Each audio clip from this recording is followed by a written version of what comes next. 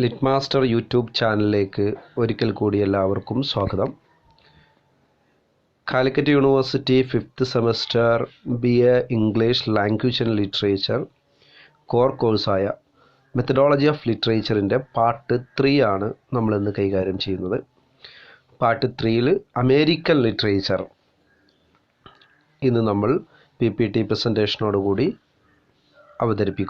പഠിക്കുന്നു. കഴിഞ്ഞ ക്ലാസ്സിൽ നമ്മൾ ബ്രിട്ടീഷ് ലിറ്ററേച്ചറിൻ്റെ ഒരു ഓവറോൾ ഹിസ്റ്ററിയെ നമ്മൾ പരിചയപ്പെട്ടു. ശേഷം വീണ്ടും നമുക്ക് ബ്രിട്ടീഷ് ഹിസ്റ്ററി പഠിക്കേണ്ടതുണ്ട്. ബ്രിട്ടീഷ് ലിറ്ററേച്ചർ കഴിഞ്ഞാൽ പിന്നീട് ഇംഗ്ലീഷ് ലിറ്ററേച്ചറിൻ്റെ വളരെ പ്രശസ്തമായിട്ടുള്ള ഒരു ലിറ്ററേച്ചറാണ് American literature. Because we know that English spread out other than Britain in America. America was the first colonies of Britain, one of the first colonies of the Britain, and English also spread out this colony, and this language became their formal language. ഇംഗ്ലണ്ടിലെ അമേരിക്കയിൽ native languages ഒക്കെ ഉണ്ട് എങ്കിലും ഇംഗ്ലണ്ടുകാരാണല്ലോ അമേരിക്കയിലേക്ക് കുടിയേറിയിട്ടുള്ളത്, settlement കാലത്ത് പോയിട്ടുള്ളത്. അതുകൊണ്ട് തന്നെ അവരുടെ ലാംഗ്വേജ് അവിടുത്തെ പ്രശസ്തമായ ലാംഗ്വേജായി മാറി. ഇത് ആദ്യകാലത്തുണ്ടായിട്ടുള്ള ഒരു സംഭവമാണ്. ഇംഗ്ലണ്ടിൻ്റെ പുറത്ത് ഇംഗ്ലീഷ് വ്യാപിക്കുന്നത് അമേരിക്കയിലാണ്. അതുകൊണ്ട് തന്നെ അമേരിക്കൻ ലിറ്ററേച്ചർ ഏകദേശം ബ്രിട്ടീഷ് ലിറ്ററേച്ചറിൻ്റെ കൂടെ തന്നെ പോകുന്ന ഒന്നാണ്. So let us enter into the class directly. Classification of American literature. In the last class we classified British literature on the basis of age, different eras, and also in a chronological order. Now we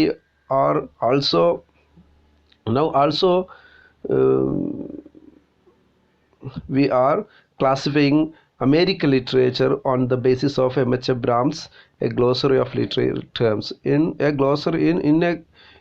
M.H. Abrams' book, A Glossary of Literary Terms, he classified British literature and American literature in a chronological order. So we are going through this. കഴിഞ്ഞ ക്ലാസ്സിൽ നമ്മൾ പറഞ്ഞതാണ് M.H. അബ്രാംസിൻ്റെ glossary of literary terms അനുസരിച്ചാണ് English literature നമ്മൾ classify ചെയ്തിട്ടുണ്ട്. ഇവിടെ നമ്മൾ ബ്രിട്ടീഷ് ഹിസ്റ്ററിയും അങ്ങനെ തന്നെയാണ്. And it is difficult to categorise as British literature. American literature is very difficult to categorise as British literature because we know that it is after the settlement of British people in America, so it is very difficult. It has only 200 or 300 years history. And also while classifying the American literature, M.H. Abrams made his emphasis on dominant political, historical, cultural, literary events. On account of this he classified American literature. ആ കാലഘട്ടത്തിലെ അമേരിക്കയിലെ ചരിത്രപരമായും രാഷ്ട്രീയപരമായും പിന്നെ അതേപോലെ തന്നെ സാംസ്കാരികപരമായും ഒക്കെ ഉണ്ടായിരുന്ന പ്രധാനപ്പെട്ട ഇവൻറ്റുകളുടെ അടിസ്ഥാനത്തിലാണ് അദ്ദേഹം ക്ലാസിഫിക്കേഷൻ നടത്തിയിട്ടുള്ളത്. Then we can enter into the classification. First age, colonial period, 1607 to 1775. ഇതൊരു ബ്രോഡ് കാലഘട്ടമാണ്. അമേരിക്കയിൽ ബ്രിട്ടീഷ് ആധിപത്യം നിലനിന്നിരുന്ന കാലഘട്ടം 1607 മുതൽ 1775 വരെയുള്ള ഒരു കാലഘട്ടമാണിത്. ഈ ഒരു കാലഘട്ടം തുടങ്ങുന്നത് from the first settlement at Jamestown to the outbreak of the American Revolution. ജെയിംസ് ടൗണിലാണ് ബ്രിട്ടനിൽ നിന്ന് പുറത്താക്കിയിട്ടുള്ള പ്യൂരിറ്റൻസും അതേപോലെ തന്നെ മറ്റു പുരോഗമനവാദികളെയൊക്കെ ബ്രിട്ടനിൽ നിന്ന് പുറത്താക്കിയപ്പോൾ അവരുടെ ഒരു സെറ്റിൽമെൻറ്റ് കേന്ദ്രമായിട്ടാണ് കടലിനക്കരെയുള്ള അമേരിക്കയെ കണ്ടെത്തുന്നത്. അവരാദ്യം പോയി സെറ്റിൽ ചെയ്തിട്ടുള്ള സ്ഥലം ജെയിംസ് ടൗൺ ആണ്. അവിടുന്ന് മറ്റുള്ള കുറേ സ്ഥലങ്ങളിലേക്കും വ്യാപിപ്പിക്കുകയാണ് ചെയ്തിട്ടുള്ളത്. ഈ സ്ഥലങ്ങളെയൊക്കെയാണ് വിവിധ സ്റ്റേറ്റുകളായി പിന്നീട് അറിയപ്പെടുകയും 13 സ്റ്റേറ്റുകളുടെ ഏകോപനമായിട്ട് അമേരിക്ക, യുണൈറ്റഡ് സ്റ്റേറ്റ്സ് ഓഫ് അമേരിക്കയായിട്ട് അമേരിക്ക മാറുന്നതൊക്കെ അങ്ങനെയാണ്. അപ്പോൾ അത് മുതലുള്ള ചരിത്രമാണ് നമ്മൾ പറയുന്നത്.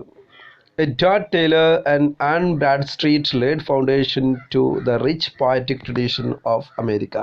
In this time, there were many poets, many writers. From them, the most famous are Edward Taylor and Annie Bradstreet.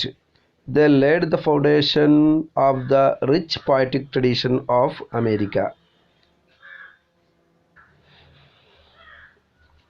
An origin of African American poetry from Phyllis Wheatley's poems on various subjects in 1773. In 1773, African American literature. We know that in this time, Americans went to Africa and they brought African people for the slave trade in this time.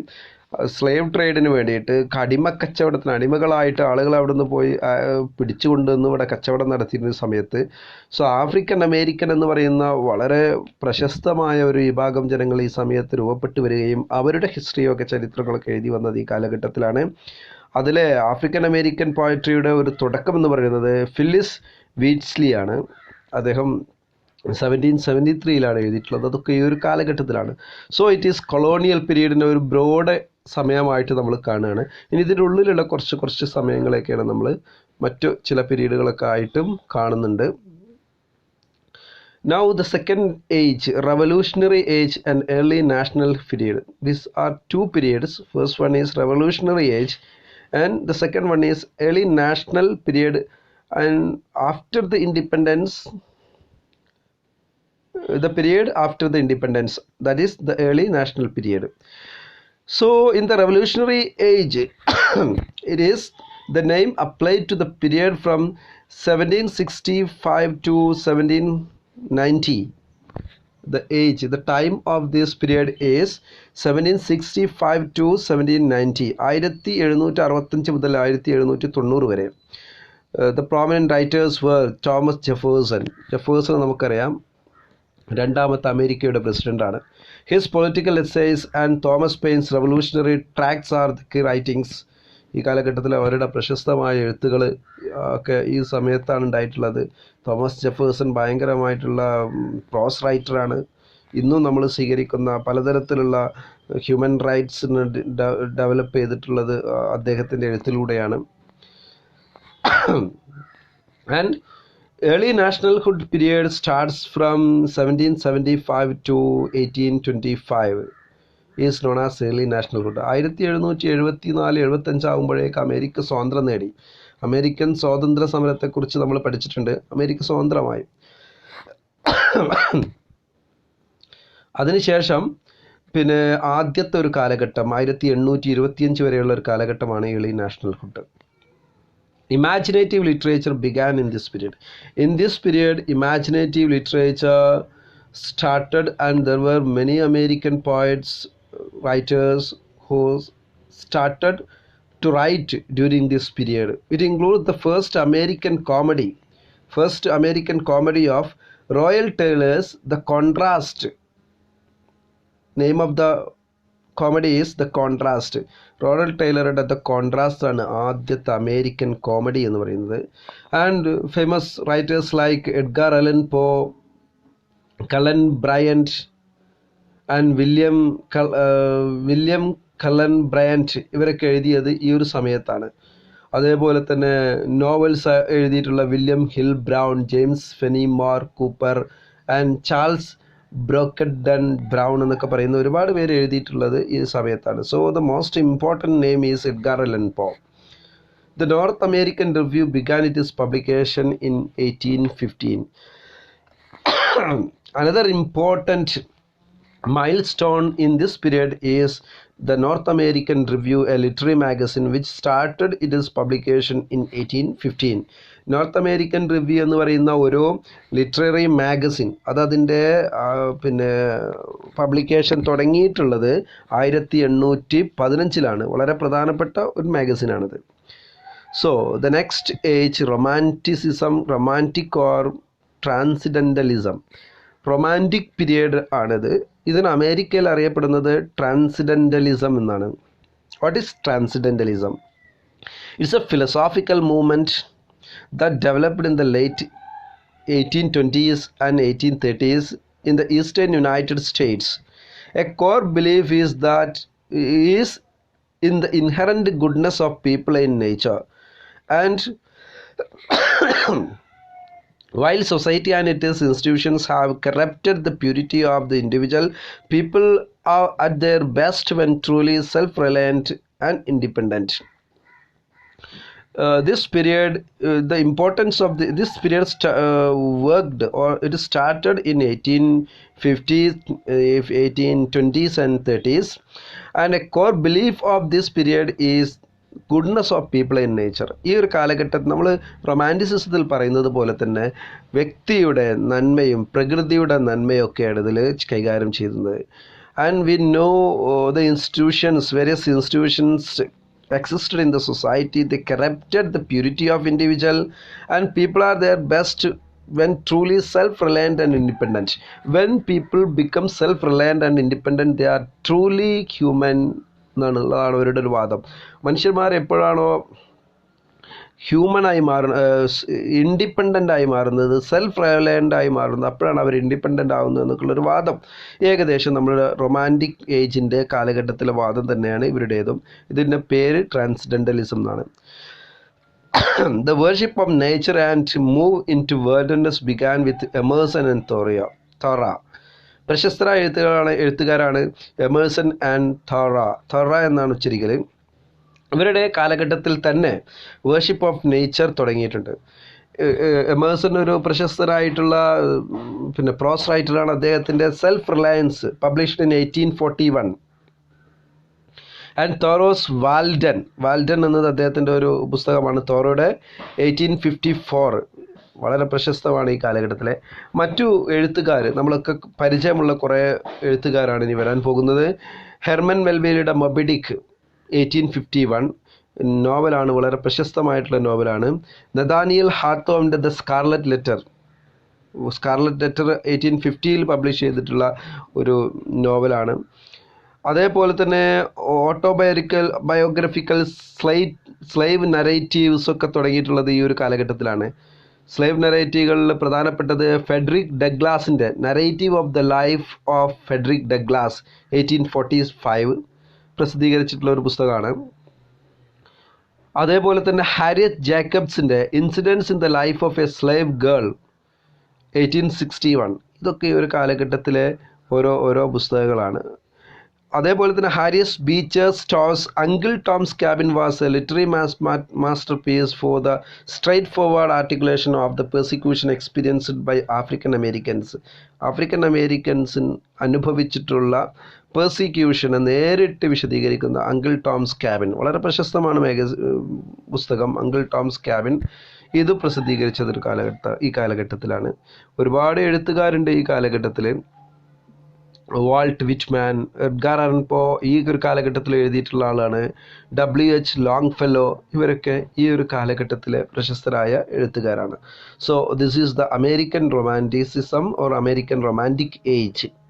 ഇതിൽ നിങ്ങൾ പഠിക്കേണ്ടത് Moby Dick, എമേഴ്സൻ്റെ Self Reliance, Nathaniel ഹാത്തോവിൻ്റെ Scarlet Letter, പിന്നെ biographical slave narratives ഉണ്ട് എന്നൊക്കെ നിങ്ങൾ പഠിച്ചാൽ മതി. ഒരു ഡിഗ്രി പരീക്ഷ കേന്ദ്രീകരിച്ചിട്ട്. വാട്ട് ഈസ് ട്രാൻസ്ഡെൻ്റലിസം എന്നതും നിങ്ങളൊന്ന് പഠിച്ചോളൂ. Next period is realistic period, referring to the literature that emerged after Civil War, the Emancipation Proclamation and Reconstruction. Referring to the literature that emerged after Civil War. Civil War എന്ന് പറഞ്ഞാൽ നമ്മുടെ സ്വാതന്ത്ര്യ സമരം. അതേപോലെ തന്നെ ഇമാൻസിപ്പേഷൻ പ്രൊക്ലമേഷൻ നമുക്കറിയാം 1860കളിൽ Abraham Lincoln പ്രഖ്യാപിച്ചിട്ടുള്ള അടിമത്ത മോചന നിയമം, emancipation proclamation and reconstruction of America. ഈ ഒരു കാലഘട്ടത്തിൻ്റെ ഫീച്ചേഴ്സൊക്കെ ഉള്ള ഒരു ലിറ്റററി കാലഘട്ടത്തെയാണ് നമ്മൾ റിയലിസ്റ്റ് പീരീഡ് എന്ന് പറയാം. The social characteristics of this period were the rise of individualism, industrialism and urbanization. In turn made a sense of Americanism. ഈ ഒരു കാലഘട്ടത്തിലെ മറ്റു പ്രത്യേകതകളാണ് പിന്നെ ഇൻഡിവിജ്വലിസം, വ്യക്തിക്ക് പ്രാധാന്യം നൽകുന്ന individualism. Industrialism, we know that industrialism got a prominent stage in America in this time. And urbanization, this Britishers or the people, they settled in different parts of America, and this area have become urban, and industries came over this time, and industries made up this time, and the people become started to live in a urban, in turn made a sense of Americanism. In this time itself, a new term coined, or ഒരു പുതിയ ചിന്ത അമേരിക്കക്കാർക്കിടയിൽ വന്നു. അത് അമേരിക്കനിസം എന്നതാണ്. അമേരിക്കനിസത്തിൻ്റെ പ്രത്യേകത പറഞ്ഞാൽ അമേരിക്കക്കാർക്ക് ഞങ്ങൾ ഒരു പ്രത്യേക ആളുകളാണ്. അമേരിക്കൻ ഡ്രീം എന്ന് പറഞ്ഞൊരു സാധനം ഉണ്ടായിരുന്നു. അമേരിക്കൻ ഡ്രീം എന്നത് ക്യാപിറ്റലിസ്റ്റ് മൂവ്മെൻറ്റ്, എല്ലാം പിന്നെ ക്യാപിറ്റലിസത്തെ അടിസ്ഥാനപ്പെടുത്തിയിട്ടുള്ള സാമ്പത്തികമായി ഉയർന്ന രീതിയിലേക്ക് എത്തുന്ന എല്ലാത്തരം അച്ചീവ്മെൻറ്റുകളും നേടുന്ന ഒരു വ്യക്തിയായി, ഇൻഡിവിജ്വലിനെ കോൺസെൻട്രേറ്റ് ചെയ്യുന്ന ഒരു അമേരിക്കൻ ഡ്രീം. അത് ആ അമേരിക്കൻ ഡ്രീമിനനുസരിച്ചിട്ട് ഉയർന്നു വരാൻ ബ്ലാക്കുകളൊക്കെ ശ്രമിച്ചിരുന്ന ഒരു കാലം. ഈ കാലഘട്ടത്തിലെ പ്രശസ്തമായിട്ടുള്ള എഴുത്തുകളാണ് മാർക്ക് ട്വെയിൻ്റെ initiated not only witty sarcastic realism but also a kind of recognition by setting his novels on the Mississippi river region through his novels the Adventures of Tom Sawyer 1876 and the Adventures of Huckleberry Finn in 1885. Mark ട്വെയിൻ്റെ നോവലുകളൊക്കെ set ചെയ്തിട്ടുള്ളത് Mississippi river റീജിയനിലാണ്, മിസിസിപ്പിയിലെ ഒരു പ്രത്യേക സ്ഥലത്താണ്. അതിൽ പിന്നെ സർക്കാസ്റ്റിക് വിറ്റി ക്യാരക്ടേഴ്സിനൊക്കെ അദ്ദേഹം കൊണ്ടുവന്ന് കുറച്ചും കൂടെ ലോക്കൽ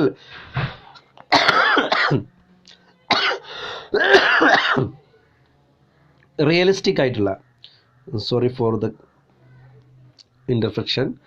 അപ്പോൾ പിന്നെ മിസിസിപ്പി റിവറിൻ്റെ ചുറ്റുഭാഗത്തായിട്ട് പിന്നെ കുറച്ചും കൂടി റിയൽ ആയിട്ടുള്ള ആളുകളുടെ കഥ. ഇപ്പോൾ അഡ്വഞ്ചേഴ്സ് ഓഫ് ടോം സോയറിൻ്റെ അഡ്വഞ്ചറും ഒക്കെ, അതേപോലെ തന്നെ ഹക്കിൾബറി ഫിന്നിൻ്റെ ഒക്കെ അഡ്വഞ്ചറേഴ്സ് എന്ന് പറയുന്നത് വളരെ പിന്നെ സാധാരണക്കാരായ കുട്ടികളുടെ ആളുകളുടെയൊക്കെ കഥയാണ്. ഇത് നിങ്ങൾ പഠിക്കുന്ന പുസ്തകങ്ങൾ, പഠിക്കാൻ വരുന്ന ഒരു പുസ്തകങ്ങളാണ് ഇതൊക്കെ. Whitman was most influential poet. ഈ ഒരു കാലഘട്ടത്തിലെ പ്രശസ്തനായ പോയറ്റായിരുന്നു Walt Whitman.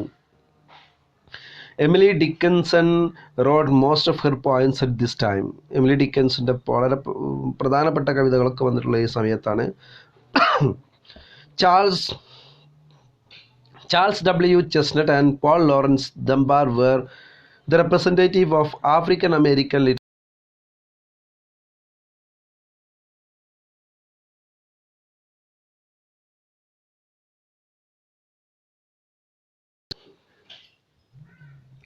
Charles W Chesnutt, അതേപോലെ തന്നെ പോൾ ലോറൻസ് ദംബാർ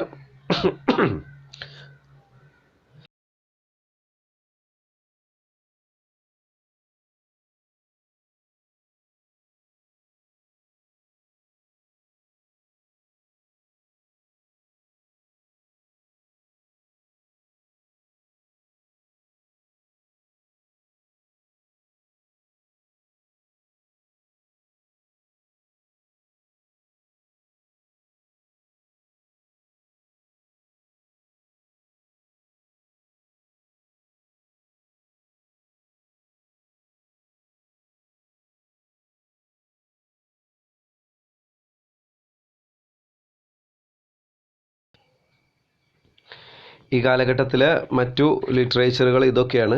ആഫ്രിക്കൻ അമേരിക്കൻ ലിറ്ററേച്ചറിൻ്റെ ഭാഗമായിട്ടാണ് ചാൾസ് ഡബ്ല്യു ചെസ്നട്ടും പോൾ ലോറൻസ് ഡംബാറും എത്തുന്നത്. ഇതാണ് ഇതിൻ്റെ ഒരു പ്രത്യേകതകളെന്ന് പറയുന്നത്. ഇതോടുകൂടി റിയലിസ്റ്റിക് ഏജ് അവസാനിക്കുകയാണ്.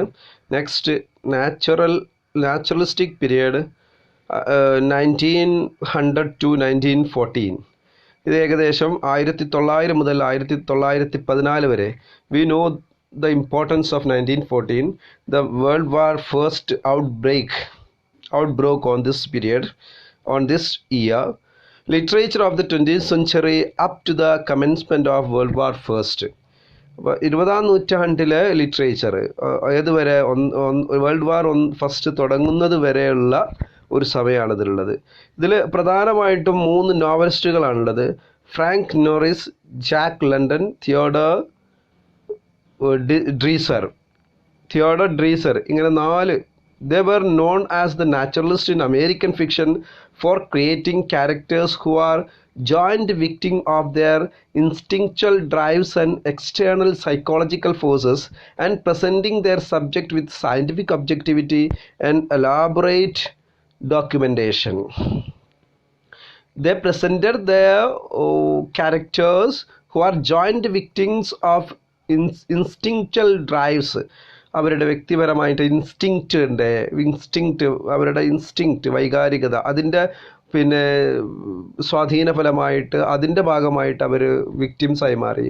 of external sociological forces and other forces that came from society, and also presenting their subjects with scientific objectivity and elaborate documentation. They presented their documents or their subject with scientific objectivity. There is no subjectivity but scientific objectivity and elaborate documentation. അവർ നന്നായി വിശദീകരിച്ചുകൊണ്ട് ഒബ്ജക്റ്റീവായിട്ട് അവരുടെ ക്യാരക്ടേഴ്സിനെ present ചെയ്തു. ഈ ക്യാരക്ടേഴ്സിൻ്റെ പ്രത്യേകതകൾ എന്ന് പറഞ്ഞാൽ ഈ characters അവരുടെ തന്നെ വ്യക്തിത്വത്തിൻ്റെ ചില പ്രചോദനങ്ങളാൽ വിക്ടിംസ് ആയിട്ട് മാറിയിട്ടുള്ള ആളുകൾ, അതേപോലെ തന്നെ മറ്റു സാമൂഹിക കാരണങ്ങളാലൊക്കെ വിക്ടിംസ് ആയിട്ട് മാറിയിട്ടുള്ള കഥാപാത്രങ്ങൾ. ഇതിൽ 1903 ജാക്ക് ലണ്ടൻ്റെ ഒരു നോവലായിട്ടുള്ള The Call of the Wild was a story of the gold rush with a dog named Buck as the central character. Gold rush ഒരു കാലഘട്ടത്തിലെ സ്വർണം എടുക്കാൻ വേണ്ടി, ഗോൾഡ് റഷ് എന്ന് പറഞ്ഞാൽ ഒരു വളരെ കൂടുതലുള്ള ആളുകളുടെ റഷിനെയാണ് പറയുക. അത് with a dog named buck എന്നുള്ള പേരുള്ള ഒരു നായ കേന്ദ്ര കഥാപാത്രമായിട്ടുള്ള ഒരു നോവലാണിത്. The novel demonstrated how a dog shed the veneer of civilization in an extremely competitive world and led a primordial instinctual life. ഒരു നായ എങ്ങനെയാണ് ഒരു സിവിലൈസേഷൻ്റെ പ്രധാനപ്പെട്ട ഭാഗമായി മാറുന്നത് എന്നും കോമ്പറ്റേറ്റീവ് വേൾഡിൻ്റെയൊക്കെ ഒരു പ്രധാനപ്പെട്ട ഒരു ഭാഗമായിട്ട് നായ എങ്ങനെയാണ് മാറുന്നത്. And led and primordial instinctual life. അവരുടെ ഇൻസ്റ്റിങ്ക്റ്റുകൾ സാധാരണ മൃഗങ്ങൾക്കാണല്ലോ ഉണ്ടാവുക. മനുഷ്യൻ ഇൻസ്റ്റിങ്ക്റ്റിനനുസരിച്ചല്ല പോവുക, അവൻ്റെ മാനസിക പ്രചോദനങ്ങൾക്കനുസരിച്ചിട്ടല്ല മനുഷ്യൻ പോകൽ. അവൻ വിവേചനത്തിൻ്റെയും ബുദ്ധിയുടെയൊക്കെ സ്വാധീനത്താലാണ് പോവുക. അതിൻ്റെയൊക്കെ നമ്മുടെ ഇൻസ്റ്റിങ്ക്റ്റുകളെ ബുദ്ധി കൊണ്ടും വിവേചനം കൊണ്ടും ഒക്കെ തിരുത്തിയതിന് ശേഷമാണ് നമ്മൾ മുന്നോട്ട് പോവുക. മൃഗങ്ങൾ അങ്ങനെയല്ല, അവരുടെ ഇൻസ്റ്റിങ്ക്റ്റിനനുസരിച്ചാണ് പ്രവർത്തിച്ചുകൊണ്ടിരിക്കുക. ആ മൃഗത്തെ കേന്ദ്ര കഥാപാത്രമാക്കി ഒരു നോവൽ ചെയ്യുന്നതോട് കൂടിയിട്ട് ആ ഒരു കാലഘട്ടത്തിൻ്റെ പ്രത്യേകതകളെ ജനമനസ്സിലേക്ക് കൊണ്ടുവരാൻ ജാക്ക് ലണ്ടൻ എന്ന നോവലിസ്റ്റിന് കഴിഞ്ഞു എന്നതാണ് ഈ ഒരു കാലത്തിൻ്റെ പ്രത്യേകത. Next modernist period 1914 to 1939. Between the two world war, അല്ലേ, 2 വേൾഡ് വാറുകൾക്കിടയിലുള്ള ഒന്നാം ലോകമഹായുദ്ധം തുടങ്ങിയതിന് ശേഷവും 2ാം മഹായുദ്ധം തുടങ്ങുന്നതിന് മുമ്പുള്ള സമയമാണ്. Era between 2 world wars, widespread international recognition and influence. The importance of this age is wide spread international recognition of American literature എന്നതാണ് ഈ ഒരു കാലഘട്ടത്തിൻ്റെ പ്രത്യേകത. അമേരിക്ക അപ്പോഴേക്കും സാമ്പത്തികമായ ലോകത്ത് മുന്നോട്ട് വന്നിരിക്കൊണ്ടിരിക്കുകയാണ്. അതുകൊണ്ട് തന്നെ അമേരിക്കൻ റൈറ്റേഴ്സ്, അമേരിക്കൻ എഴുത്തുകാരൊക്കെ മുന്നോട്ട് വരുന്നൊരു സമയം. The triggering point is the founding of Poetry magazine in Chicago by Harriet Monroe in 1912. ഈ ഒരു മോഡേണിസത്തിൻ്റെ ഒരു ട്രിഗറിങ് പോയിന്റ് എന്ന് പറയുന്നത് ഒരു എന്താ പറയുക, ഒരു പ്രത്യേകമായ ഒരു സമയമെന്ന് പറയുന്നത്, അതിൻ്റെ ഒരു തുടക്കത്തിൻ്റെ ഒരു പ്രൈമോഡിയൽ ഇവൻറ്റ് എന്ന് പറയുന്നത് പോയട്രി എന്ന് പറയുന്ന ഒരു മാഗസിൻ 1912 ഹാരിയറ്റ് മോൺറോ തുടങ്ങുന്നതോട് കൂടിയിട്ടാണ്. ഈ ഒരു മാഗസിനുമായിട്ട് ആ കാലഘട്ടത്തിലെ എല്ലാ എഴുത്തുകാരും സഹകരിച്ചിരുന്നു എന്നതാണ് പ്രത്യേകത. വളരെ പ്രശസ്തരായിട്ടുള്ള Edgar Lee Masters, Edwin Arlington Robinson, Robert Frost, Carl Sandburg, Wallace Stevens, William Carlos Williams, Ezra Pound, Robinson Jefferson, Marianne Moore, T S. Eliot and E Cummings ഇങ്ങനെയൊക്കെയുള്ള എല്ലാവരും ഈ ഒരു സമയത്ത് ലിറ്ററേച്ചറിൽ വന്നിരുന്നു എന്നതാണ് ഇതിൻ്റെ ഒരു പ്രത്യേകത. അവരൊക്കെ ഈ ഒരു മാഗസിനുമായിട്ട് സഹകരിച്ച് പ്രവർത്തിച്ചു. ഇവരൊക്കെ മോഡേണിസത്തിൻ്റെ എസ്രാ പൗണ്ട് ആണ് ഇതിൻ്റെ ഒരു തുടക്കമിട്ട, ബ്രിട്ടനിലടക്കം ഇതിനൊരു തുടക്കമിട്ടിട്ടുള്ള ആൾ എസ്രാ പൗണ്ടാണ്. എസ്രാ പൗണ്ടിൻ്റെ ചിന്തയിൽ നിന്ന് ടി.എസ്. എലിയറ്റും അടക്കമുള്ള എഴുത്തുകാരാണ് അതിനെ മുന്നോട്ട് കൊണ്ടുപോയിട്ടുള്ളത് എന്ന് നമ്മൾ കഴിഞ്ഞ ബ്രിട്ടീഷ് ലിറ്ററേച്ചറിനെ കുറിച്ച് പറഞ്ഞിട്ടുണ്ട്. T S. Eliot was born in America but he lived in Britain എന്നുള്ളതാണ്. അമേരിക്കയിൽ ജീവിച്ചു, പിന്നെ ബ്രിട്ടനിലേക്ക് പോയി. എസ്രാ പൗണ്ടും അങ്ങനെ തന്നെയാണ്. അതുകൊണ്ട് തന്നെ അദ്ദേഹത്തെ ബ്രിട്ടീഷ് ലിറ്ററേച്ചറിൻ്റെ ഭാഗമായിട്ടാണ് നമ്മൾ കഴിഞ്ഞ ക്ലാസ്സിൽ എണ്ണിയിട്ടുള്ളത്. So the importance of this age is imagism, symbolism and naturalism. They used different images and symbols, and they focused on natures. The dominant poetic models such as imagism, symbolism and naturalism emerged during this period.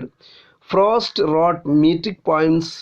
Robert Frost he wrote and also Williams experienced free verse in American poetry.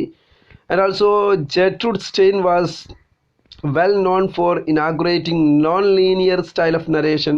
Gertrude Steinൻ്റെ വളരെ പ്രശസ്തമായിട്ടുള്ള ചില പുസ്തകങ്ങളുണ്ട്.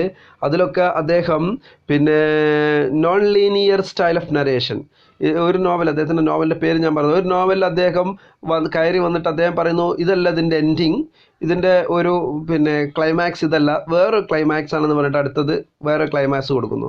അങ്ങനെ ആ climax കഴിഞ്ഞപ്പോൾ ഇതുമല്ല ഇതിൻ്റെ climax, വേറൊരു climax ആണെന്ന് പറഞ്ഞിട്ട് വേറൊരു ക്ലൈമാക്സ് കൊണ്ടുവരുന്നു. So he is entering in this, അദ്ദേഹത്തിൻ്റെ ഇതിലേക്ക് ഇറങ്ങി വരുന്നു എന്നുള്ളതാണ് ജെർട്രൂഡ് സ്റ്റൈൻ. അപ്പോൾ ലീനിയർ ആയിട്ടുള്ള നേരെ പോയിരുന്നു അതിൻ്റെ നരേഷൻ സ്റ്റൈലിൽ ചെറിയ മാറ്റങ്ങൾ വന്നു. നോൺ ലീനിയർ ആണ്. ലീനിയർ നരേഷൻ എന്ന് പറഞ്ഞാൽ from the starting point two the end, അത് അതേപോലെ കൊടുക്കുന്നതിനാണ് ലീനിയർ എന്ന് പറയുക. നോൺ ലീനിയർ എന്ന് പറഞ്ഞാൽ ഒരു പക്ഷേ അവസാനത്തു നിന്നായിരിക്കും ആദ്യം തന്നെ തുടങ്ങുക. നോൺ ലീനിയർ സ്റ്റൈൽ പല സിനിമകളൊക്കെ നിങ്ങൾക്ക് അങ്ങനെ ഓർമ്മ ഉണ്ടാകും, ക്ലൈമാക്സ് ആദ്യം പറഞ്ഞിട്ട് പിന്നെ ബാക്കി ഇങ്ങനെ പറഞ്ഞു പോകുന്നത്, അതാണ് നോൺ ലീനിയർ സ്റ്റൈൽ എന്ന് പറയുന്നത്. William Faulkner experienced stream of consciousness technique coupled with rich symbolism എന്താണ് and Christian അലേഗറി.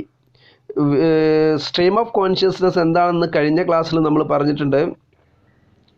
The stream of consciousness is, നമ്മൾ ഒരു പോയിന്റിൽ തുടങ്ങുകയും ആ പോയിന്റിൻ്റെ തുടർച്ച വ്യത്യസ്തമായ പോയിന്റുകളിലൂടെയൊക്കെ ഇങ്ങനെ തുടർന്ന് പോവുകയാണെന്നുള്ള, മനുഷ്യൻ്റെ കോൺഷ്യസ്നസ്സിൻ്റെ എങ്ങനെയൊക്കെയാണോ മനുഷ്യൻ്റെ ബോധത്തിലേക്ക് എന്തൊക്കെ കാര്യങ്ങളാണോ വരുന്നത് അത് അതേപോലെ എഴുതി വെക്കുന്നതിനാണ് അതിൻ്റെ ആ ഒരു സ്ട്രീമിൽ തന്നെ പോകുന്നതിനാണ് സ്ട്രീം ഓഫ് കോൺഷ്യസ്നസ് എന്ന് വളരെ വൈഡായിട്ട് നമുക്ക് പറയാം. അത് അമേരിക്കൻ ലിറ്ററേച്ചർ, ബ്രിട്ടീഷ് ലിറ്ററേച്ചറിൽ ജെയിംസ് ജോയ്സ് ആണ് അതിനെ സ്പ്രെഡ് ചെയ്തതെന്നുള്ളത് നമുക്ക് എല്ലാവർക്കും അറിയാം. അദ്ദേഹത്തിൻ്റെ യുലീസസ് എന്ന പുസ്തകത്തിലൂടെ 1922 യുലീസസിലൂടെയാണ് ജെയിംസ് ജോയ്സിൻ്റെ യുലീസസിലൂടെയാണ് സ്ട്രീം ഓഫ് കോൺഷ്യസ്നസ്സിനെ വളരെ വ്യാപകമായി ബ്രിട്ടീഷ് ലിറ്ററേച്ചർ അറിയാൻ തുടങ്ങിയിട്ടുള്ളത്. അപ്പോൾ അമേരിക്കയിൽ ഇത് കൊണ്ടുവന്നിട്ടുള്ളത് വില്യം ഫോക്നറാണ്. അദ്ദേഹം rich symbolism and Christian allegory. Christian allegory എന്ന് പറഞ്ഞാൽ നമ്മുടെ അന്യാപതി എന്താ പറയുക, പല പിന്നെ മൃഗങ്ങളൊക്കെ വരുന്ന നമ്മുടെ ഈ ഔസേപ്പ് കഥ, എന്താ പറയുക, പഞ്ചതന്ത്ര കഥകളൊക്കെ പോലെയുള്ളതിനാണ് അലേഗറീസ് എന്ന് പറയാം. ഇതൊക്കെ കൊണ്ടുവന്നു. Ernest Hemingway and Lost Generation in this time was also given birth to a new generation which is Lost Generation.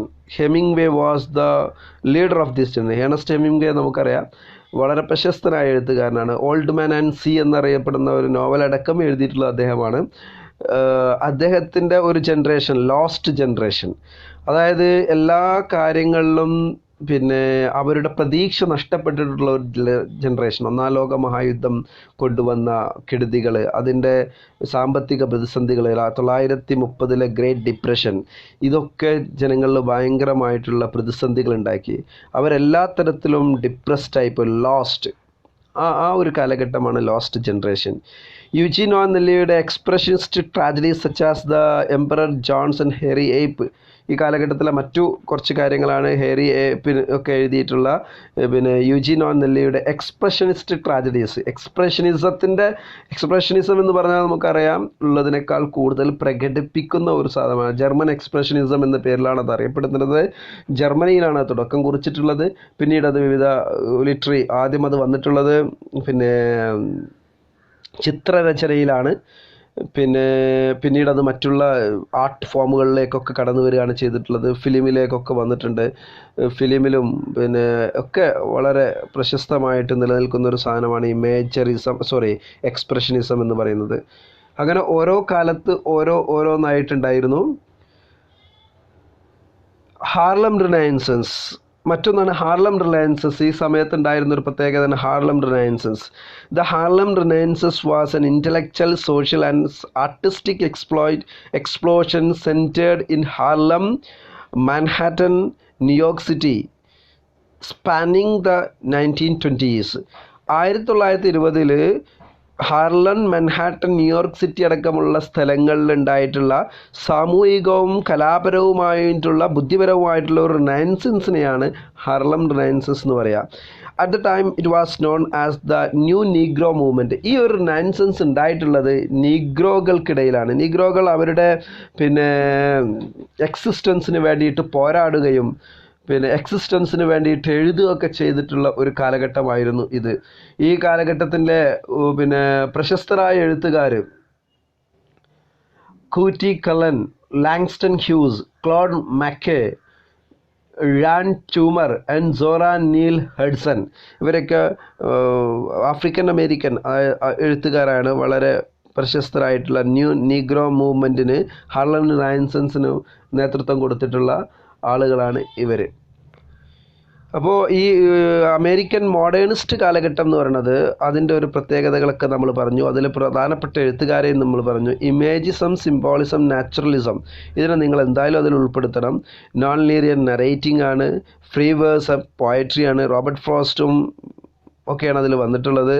അതേപോലെ സ്ട്രീം ഓഫ് കോൺഷ്യസ്നെസ്സിന് വന്നിട്ടുണ്ട്. അതേപോലെ തന്നെ എക്സ്പ്രഷനിസ്റ്റ് ട്രാജഡീസ് വന്നിട്ടുണ്ട്, ലോസ്റ്റ് ജനറേഷൻ, ഇതൊക്കെ ഇതിൽ ഉൾപ്പെടുത്തിയിട്ടാണ് നമ്മൾ മോഡേണിസ്റ്റ് പീരീഡ്, അമേരിക്കൻ മോഡേണിസ്റ്റ് പീരീഡിനെ കുറിച്ചിട്ട് എഴുതേണ്ടത്. പോസ്റ്റ് വാർ പീരീഡ് 1939 to 1917, ഇതാണ് ഇതിൻ്റെ ഒരു കാലഘട്ടം.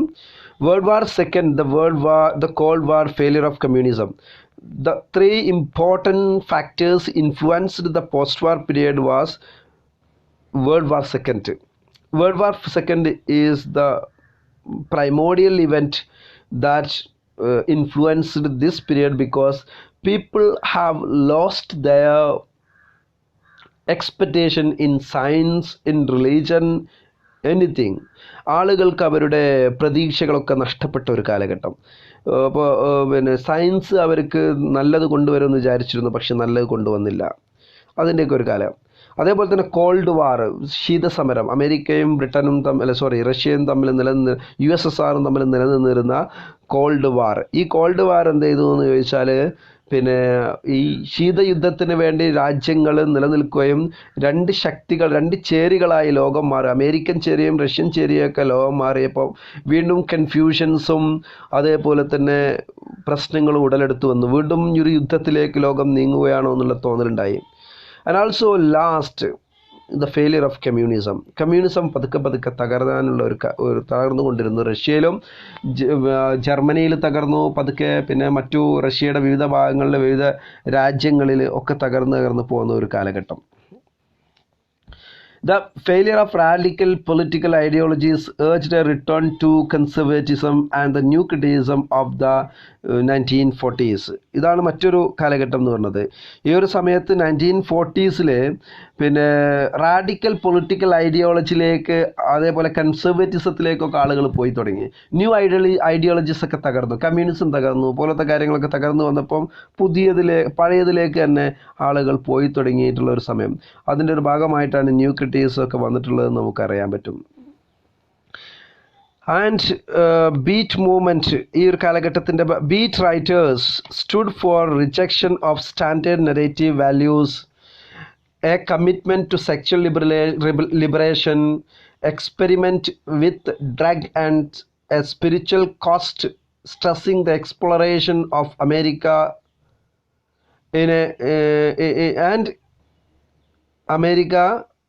ആൻഡ് ഇൻ ഈസ്റ്റേൺ റിലീജിയൻസ് എന്നുള്ളതാണ്. ഇതിൽ കാലഘട്ടത്തിലുള്ള ഒരു പ്രത്യേകത എന്ന് പറയുന്നത്, കുറച്ച് എഴുത്തുകാർ ബീറ്റ് ജനറേഷൻ എന്ന ബീറ്റ് എന്ന പദം തന്നെ എഴുതുന്നത് ബീറ്റ്, വി ആർ ബീറ്റൺ. ഇത് നിങ്ങൾക്ക് വേറെ നോക്കിയാൽ കാണാൻ സാധിക്കില്ല. വി ആർ ബീറ്റൺ എന്നാണ് ബീറ്റ് റൈറ്റേഴ്സ്. ഞങ്ങളൊക്കെ അടിക്കപ്പെട്ട് തകർക്കപ്പെട്ടവരാണ്, എല്ലാ പ്രതീക്ഷയും നഷ്ടപ്പെട്ട ഒരു ജനവിഭാഗം. അങ്ങനെയുള്ള എഴുത്തുകാർ, അതിലുണ്ടായിരുന്ന പ്രശസ്തരായിട്ടുള്ള ആളുകൾ Allen Ginsberg, William S Burroughs, Neal Cassady and Jack Kerouac, ഇങ്ങനെയൊക്കെയുള്ള ആളുകളാണ് ഇതിന് നിന്നിരുന്നത്. Standard narrative, they stood for the rejection of standard narrative values. അതുവരെ ഉണ്ടായിരുന്ന നറേറ്റീവ് സ്റ്റൈലുകളെയൊക്കെ അവർ എതിർത്തു. സ്റ്റാൻഡേർഡ് നറേറ്റീവുകളിലൊക്കെ അവർ എതിർത്തു. A commitment to sexual liberation, അവരുടെ മറ്റൊന്നായിരുന്നു. സെക്ഷൽ ലിബറേഷന് വേണ്ടിയിട്ട് അവർ നിന്നു. എക്സ്പെരിമെൻറ്റേഷൻ വിത്ത് ഡ്രഗ്സ് ഉപയോഗിച്ചു. And a spiritual quest stressing the exploration of American and Eastern religions. അമേരിക്കയും അതുപോലെ തന്നെ ഈസ്റ്റേൺ റിലീജൻസ് ആയിട്ടുള്ള മതങ്ങളുമായിട്ടുള്ള ഒരു ബന്ധം, ഇപ്പോൾ ബുദ്ധിസം, ഹിന്ദുയിസം, ഇസ്ലാം, ഇതൊക്കെ ആയിട്ടുള്ള ഒരു ബന്ധം, അതിൻ്റെ പിന്നെ സ്പിരിച്വൽ എൻലൈറ്റ്മെൻറ്റിലേക്ക് അമേരിക്ക നീങ്ങുന്നതിൻ്റെ ഒരു സമയമൊക്കെ ആയിരുന്നു ഇത്. ഇതൊക്കെ ഈ ഒരു സമയത്ത് ചെറിയ ചെറിയ കാര്യങ്ങളാണ്. അതേപോലെ തന്നെ ബ്ലാക്ക് മൗണ്ടെയിൻ പോയറ്റ്സ് എന്ന് പറയുന്ന മറ്റൊരു വിഭാഗം ഉണ്ടായി.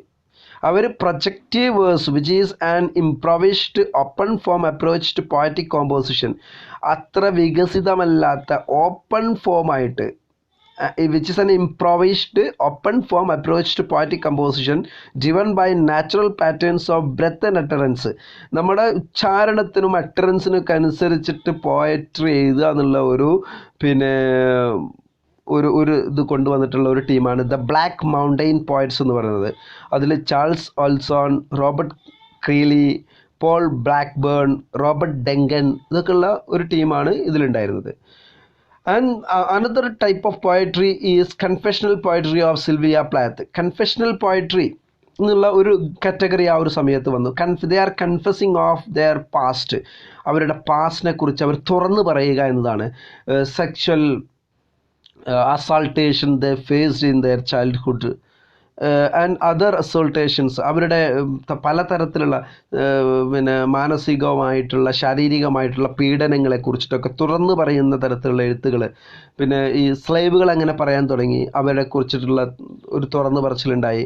ഈ മൈഗ്രേറ്റഡ് പീപ്പിൾ, പല സ്ഥലങ്ങളിൽ നിന്നും പല സ്ഥലങ്ങളിലേക്കും മൈഗ്രേറ്റ് ചെയ്തിട്ടുള്ള അമേരിക്കയിലേക്ക് എത്തിയിട്ടുള്ള ആളുകൾ, they told about the persecutions driven by the existing governments against them. നിലനിൽക്കുന്ന ഗവൺമെൻറ്റുകൾ അവർക്കെതിരെ പിന്നെ പ്രയോഗിച്ചിട്ടുള്ള പെർസിക്യൂഷനൊക്കെ കുറിച്ച് തുറന്നു പറയാൻ തുടങ്ങി. Most of them are women they concentrated on the sexual assaultation. അവരുടെ അവർക്കെതിരെ ലൈംഗികമായ പീഡനങ്ങളെയൊക്കെയാണ് അവർ കൂടുതൽ പറഞ്ഞിട്ടുള്ളത്. സിൽവിയ പ്ലാത്തത്തിലുള്ള ഒരു പ്രധാനപ്പെട്ട എഴുത്തുകാരിയായിരുന്നു. And the classical modernist traditions was revived as the opposite of beats by the New York poets. Beat ജനറേഷനെതിരായിട്ട് ക്ലാസിക്കൽ മോഡേണിസ്റ്റ് കവിതകളെ revive ചെയ്യാൻ കുറച്ച് ആളുകളെ കൊണ്ടുവന്നു ഈ ഒരു സമയത്ത് തന്നെ. അതിൽപ്പെട്ട Frank O'Hara, Kenneth Koch and John Ashbery, ഇവരൊക്കെ ഒരു സമയത്തെ മറ്റു കുറച്ച് ആളുകളായിരുന്നു. ഇനി there were counter cultures, the most prominent example of which was the hippie movement. Hippie movement ഒരു കാലഘട്ടത്തിലായിരുന്നു. ഹിപ്പികൾ എന്ന് പറഞ്ഞാൽ മലയാളത്തിൽ നമുക്ക് പരിചയമുള്ള ഒരു സംഭവമാണ് ഹിപ്പി മൂവ്മെൻറ്റ്. 1970-കളിലൊക്കെ ഇന്ത്യയിലൊക്കെ കണ്ടിരുന്നതാണ്. മുടി നീട്ടി വളർത്തി ഒക്കെ ഉള്ള ജനവിഭാഗങ്ങൾ. ഇപ്പോൾ കേരളത്തിൽ തന്നെ CPIയുടെ സെക്രട്ടറിയൊക്കെ ആയിരുന്ന പന്ന്യൻ രവീന്ദ്രൻ, അദ്ദേഹം മുടി നീട്ടി വളർത്തിയിട്ടുള്ളത് ഹിപ്പി മൂവ്മെൻറ്റിൻ്റെ ഭാഗമായിട്ടാണ്. നിലവിലുള്ള പോലീസ് മുറകൾക്കെതിരെ സമരം ചെയ്യുന്നതിൻ്റെ ഭാഗമായിട്ടാണ് അദ്ദേഹം മുടി നീട്ടി വളർത്തൽ തുടങ്ങിയിട്ടുള്ളത്. പിന്നീട് അത് തുടർന്ന് പോരുകയാണ് ചെയ്തിട്ടുള്ളത്. ഹിപ്പി മൂവ്മെൻറ്റ് എന്ന് പറഞ്ഞാൽ a progressive anti war movement that stood for gender equality, sexual liberation and African American rights flourished in the late 1960s. അവരുടെ കുറച്ച് കാര്യങ്ങളാണ്. The stood for anti war movement. അപ്പോൾ അമേരിക്കയിൽ അന്ന് എപ്പോഴും ഒരു യുദ്ധക്കൊതിയന്മാരായിരുന്നു. So some people from America also stood against this war mongering, അതിനെതിരെ അവർ നിലനിന്നു. And stood for gender equality, the stood for gender equality and sexual liberation, the stood four sexual liberation. And also African American rights. There were people from Africa lived in America.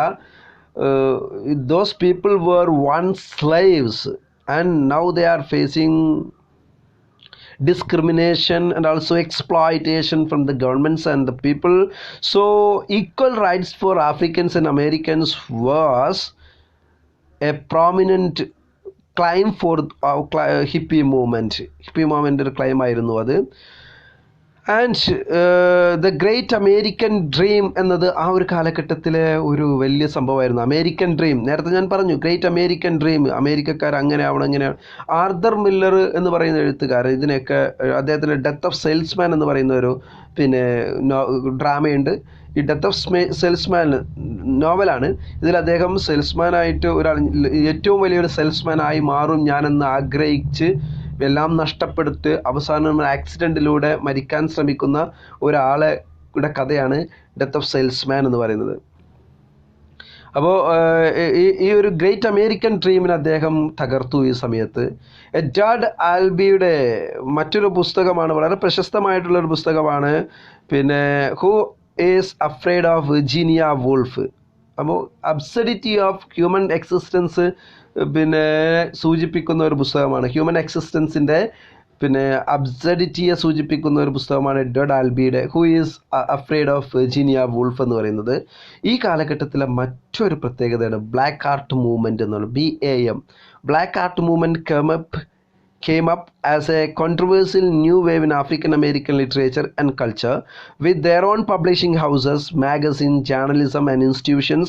The groups of writers, കുറച്ച് എഴുത്തുകാർ വന്നു, അവരുടെ publishing houses, magazines അവരുടേതായിട്ടുള്ള black അമേരിക്കക്കാരായിരുന്നു. Amiri ബറക്ക പോലെയുള്ള, നിക്കി ഗ്വാമിയെ പോലെയുള്ള, സോണിയ സാഞ്ചസിനെ പോലെയുള്ള, റോസ ഗായ്, മായ Angelo, ഇവരൊക്കെ ആയിരുന്നു ഇതിന് മുന്നോട്ട് നിന്നിരുന്നത്.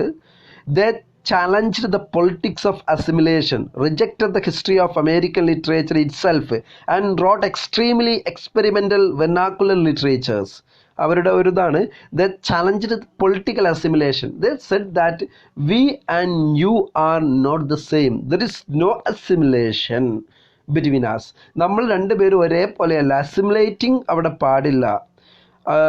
അപ്പോൾ ഞങ്ങൾ നിങ്ങളെപ്പോലെ ആവണം എന്നുള്ള ഒരു അസിമുലേഷൻ, ഞങ്ങൾ ആഫ്രിക്കക്കാർ നിലവിലുള്ള നാറ്റീവ് അമേരിക്കൻസിനെ പോലെ മാറണം എന്ന് പറയുന്ന ആ ഒരു രീതി ശരിയല്ല, അസിമുലേഷൻ ശരിയല്ല. ഹിസ്റ്ററി ഓഫ് അമേരിക്കൻ ലിറ്ററേച്ചർ തന്നെ അവർ റിജക്റ്റ് ചെയ്തു. അവരുടേതായിട്ടുള്ള ഒരു സെഗ്മെൻറ്റിന് വേണ്ടിയിട്ട്, എക്സ്പെരിമെൻ്റൽ വെർനാക്കുലാർ ലിറ്ററേച്ചറിന് വേണ്ടിയിട്ട് നിലനിന്നു ഈ സമയത്ത്. ചില playwrights like Lorraine Hansberry, August Wilson and Joseph Walker, നോവലിസ്റ്റുകളായിട്ടുള്ള Ralph Ellison, James Baldwin, Toni Morrison, Ishmael Reed, Alice Walker ഇവരൊക്കെ നിന്നു. പിന്നെ ടോണി മോറിസൻ്റെ ദ ബ്ലൂവസ്റ്റ് ഐ എന്നത് ആഫ്രിക്കൻ എക്സിസ്റ്റൻസിനെ സൂചിപ്പിക്കുന്ന ഒരു നോവലാണ്. അതേപോലെ തന്നെ ആലിസ് വാക്കറുടെ വളരെ പ്രശസ്തമായിട്ടുള്ള മറ്റൊരു നോവലുണ്ട്, ഞാനതിൻ്റെ പേര് മറന്നുപോയി. ആലിസ് വാക്കറുടെ ഒരു എക്സിസ്റ്റൻസിനെ കുറിച്ച് തന്നെ പറയുന്ന പിന്നെ ഫെമിനിസത്തെയും ഒക്കെ കുറിച്ച് പറയുന്ന നോവലാണ്. അപ്പോൾ ഇതൊക്കെ ഈ ഒരു കാലത്തെ ബ്ലാക്ക് ആർട്ട് മൂവ്മെൻറ്റിൻ്റെ ഒരു സംഭവമാണ്. ആ കാലത്ത് വന്ന മറ്റൊന്നാണ് നാറ്റീവ് അമേരിക്കൻ റിനൈസൻസ് എന്ന് പറയുന്നത്. Native American renaissance one of the most significant developments in American literature of this face in the native American renaissance which began in the 1960s and flourished in 1970s. It was a project to revive the literary and cultural traditions of the native ട്രൈബ്സിൻ്റെ literature ട്രഡീഷനെ, cultural ട്രഡീഷനെ കൊണ്ടുവരിക. This were ignored, marginalized and excluded for this time. ഈ ഒരു കാലഘട്ടം അത്രയും ഇവരെ ignore ചെയ്ത് മാർജിനലൈസ് ചെയ്തിരിക്കുകയായിരുന്നു. അവരെ റിവൈവ് ചെയ്യണമെന്ന് പറയുന്ന പുതിയൊരു ടീം വന്നു. അവരാണ് നാറ്റീവ് അമേരിക്കൻ റിനൈസൻസ് എന്ന് പറയുന്നത്. അതിൽപ്പെട്ട പ്രധാനപ്പെട്ട എഴുത്തുകാരെന്ന് പറയുന്നത് M Scott Momaday, house made of dawn എന്നൊരു പുസ്തകമുണ്ട് അദ്ദേഹത്തിൻ്റെ, house made of dawn. James വെൽഷിൻ്റെ വിൻ്റർ ഇൻ ദ ബ്ലഡ്. ഇതൊക്കെ ഇതിൻ്റെ ഒരു കാലത്തായിട്ട് വന്നിട്ടുള്ള പുസ്തകങ്ങളാണ്. Next we can go to post modernist period. Post modernist period ഈ സമയത്തിൽ ലിറ്ററേച്ചർ ആഫ്റ്റർ 1970 ആണ് ഈ ഒരു സമയത്ത് നമ്മൾക്ക് പറയാൻ പറ്റുന്നത്. അതേപോലെ തന്നെ literature during this period is characterized by metafiction ഉണ്ടായിരുന്നു. മെറ്റാഫിക്ഷൻ എന്താണെന്ന് നേരത്തെ പറഞ്ഞു. ഫിക്ഷൻ്റെ ഉള്ളിൽ തന്നെ ഫിക്ഷൻ വരുന്നതിനെയാണ് മെറ്റാഫിക്ഷൻ എന്ന് പറയുക. ഒന്നിലധികം കാര്യങ്ങൾ അതിൽ വരുന്നു. ഒരുപാട് നേരത്തെ പറഞ്ഞ പോലെ എഴുത്തുകാരൻ അതിൻ്റെ ഉള്ളിലേക്ക് കടന്നു വന്ന് വേറെ കാര്യങ്ങളൊക്കെ പറയുന്ന മെറ്റാഫിക്ഷൻ. ഫ്രാഗ്മെൻറ്റേഷൻ, ചെറിയ ഇതൊക്കെ ആയിട്ട് വരുന്നു. ഫാക്ഷൻ, ഗ്രൂപ്പുകൾ, പാസ്റ്റീഷ്, പ്രത്യേകമായിട്ടുള്ള ഒരു കാലഘട്ടത്തിൻ്റെ ഹിസ്റ്ററി. ഇൻ്റർടെക്സ്ച്വാലിറ്റി, ടെക്സ്റ്റിൻ്റെ ഉള്ളിൽ വേറെ ടെക്സ്റ്റ് വരിക. ഒരു പുസ്തകത്തിൻ്റെ ഉള്ളിൽ തന്നെ ഇപ്പം ഞാനൊരു നോവൽ ഇപ്പോൾ എഴുതുകയാണെങ്കിൽ നമ്മുടെ MT വാസുദേവൻ നായരുടെ 4 കെട്ടിലെ നോവലിലെ ഒരു ഭാഗം ഞാൻ ഇതിൻ്റെ ഉള്ളിലേക്ക് കൊണ്ടുവരിക. അതേപോലെ തന്നെ കോട്ടുകളൊക്കെ കൊണ്ടുവരുന്ന ഇൻ്റർടെക്സ്ച്വാലിറ്റി. സെൽഫ് റിഫ്ലെക്സിവിറ്റി, മിനിമലിസം, മാക്സിമിസം, കോണ്ടെക്സ്ച്വലൈസേഷൻ, ഇതൊക്കെ ഈ ഒരു കാലഘട്ടത്തിൻ്റെ പ്രത്യേകതകളായിരുന്നു. ഇത് നേരത്തെ പോസ്റ്റ് മോഡേൺ പീരിയഡിൽ നമ്മൾ പറഞ്ഞിരുന്നു. ഈ ഒരു കാര്യം തന്നെയാണ് ഇവിടെയും വരുന്നത്. ഈ ഒരു ഇതിലും വരുന്നത് അങ്ങനെ തന്നെ. മെറ്റാ നരേറ്റീവുകൾക്ക് പകരം മിനി നരേറ്റീവുകൾ ഒക്കെ വന്നിട്ടുള്ളത് ഈ സമയത്താണ്. Writers like Joseph Heller, Thomas Pynchon, John Barr were the prominent writers of this period. These are all about American literature. So ഇന്നത്തെ ക്വസ്റ്റ്യൻസ് നമ്മൾ പറഞ്ഞിട്ടില്ല എന്തൊക്കെയാണെന്നുള്ളത്. വളരെ പ്രശസ്തമായിട്ടുള്ള ഹു റോട്ട്, ഒന്നാമത്തെ question number A, who rote adventures of Tom Sawyer എന്നതാണ് ഒന്നാമത്തെ question. രണ്ടാമത്തെ question എന്ന് പറയുന്നത്